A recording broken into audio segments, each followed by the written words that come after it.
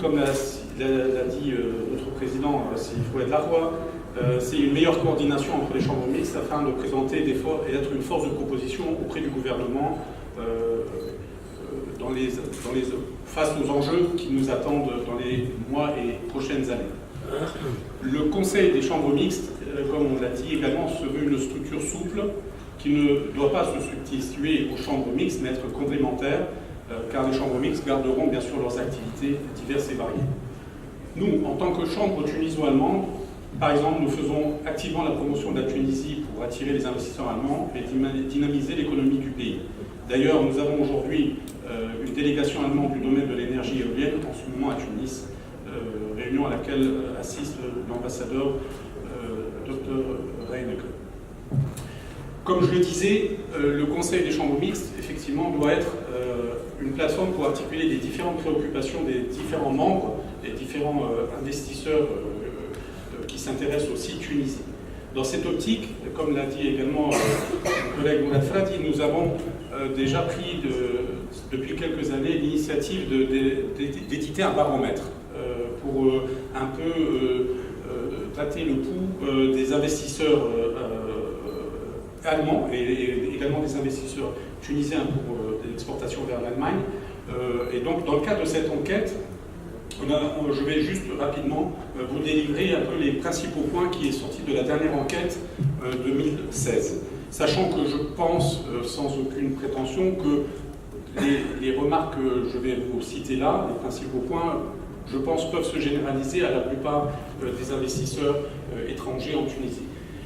Premièrement, les attentes des entreprises pour l'année 2017 sont, tous secteurs confondus, plus positives que celles de l'année précédente. Ça, c'est un élément positif.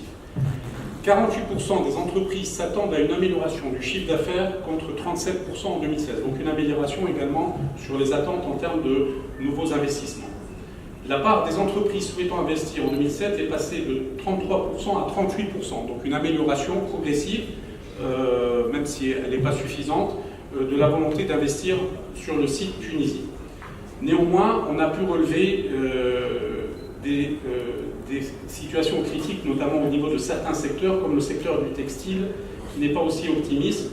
Et là, effectivement, seulement 10% des entreprises textiles s'attendent à une augmentation de leur chiffre d'affaires en 2017. Par contre, et on sait que ça fait partie aussi des secteurs prioritaires dans le cadre du nouveau code des investissements, 70% des entreprises dans le domaine de l'électroélectronique envisagent une augmentation de leur chiffre d'affaires en 2017.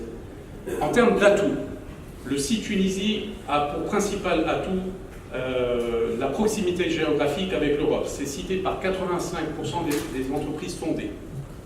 Les autres atouts étant les coûts de production compétitifs et un bon niveau de formation du personnel en Tunisie. En revanche, seulement 28% des entreprises citent les avantages fiscaux comme atout contre 44% l'an dernier. Effectivement, comme l'a rappelé Sifouet Darwa, ces chiffres reflètent effectivement l'impact et la perte de l'attractivité du site d'investissement en Tunisie en raison notamment de l'expiration de certains avantages fiscaux pour les entreprises notamment exportatrices et également l'instauration à titre rétroactif de la contribution exceptionnelle conjoncturelle en 2016. Les handicaps de la Tunisie restent, et ça c'est vraiment important de le souligner, l'insécurité politique, l'insécurité sociale, ainsi que la réglementation excessive et la rigidité administrative. Voilà les principaux handicaps qui sont cités par les investisseurs par rapport au site Tunisie. Donc la nécessité d'une simplification des structures administratives et une prise de décisions plus fermes sont les principales revendications des entreprises à l'égard du gouvernement. En tant que Conseil des chambres mixtes, nous devons prendre à cœur les problèmes auxquels se trouvent exposées nos nombreuses entreprises, membres tunisiens ou étrangers.